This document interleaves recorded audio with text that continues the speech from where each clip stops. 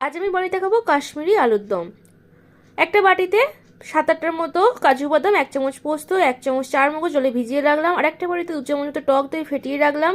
7-8টার মতো আলু আমি সেদ্ধ করে রেখেছি, এটাকে ছাল ছাড়িয়ে আমি 2 টুকরো করে নিয়ে নেবো। কড়াই বসিয়ে দিয়েছি, গ্যাসটাকে অন করে দিয়েছি। কড়াইটা গরম হয়ে গেছে, তেল দিয়ে দিলাম, 2টো তেজপাতা ছিঁড়ে দিয়ে দিলাম, গোটা গরম মশলা আর 5 ফোড়ন দিয়ে একটু আমি নেড়ে চেড়ে দিচ্ছি। 5-6টার মতো চেরা কাঁচা লঙ্কা আর একটা পাকা টমেটো আমি কুচিয়ে দিয়ে দিয়েছি, 2টো শুকনো লঙ্কা দিলাম। এর মধ্যে সেদ্ধ আলুগুলোকে দিয়ে 1 চামচ নুন, 1 চামচ হলুদ গুঁড়ো, 1 চামচ লঙ্কার গুঁড়ো, 1 চামচ জিরের গুঁড়ো, 1 চামচ ধনের গুঁড়ো দিয়ে ভালোভাবে কষিয়ে তার মধ্যে ফেটানো টক দইটা দিয়ে আবার কষিয়ে তার মধ্যে আবার কাজু বাদাম, পোস্ত, চারমগজ জলে ভিজিয়ে রেখে ওটাকে আমি পেস্ট করে নিয়েছি, ওটাকে দিয়ে দিলাম। খুব সামান্য পরিমাণ জল দিয়ে এটাকে ফুটতে দিচ্ছি, আর এর মধ্যে খুব সামান্য পরিমাণ চিনি দিয়ে দিলাম।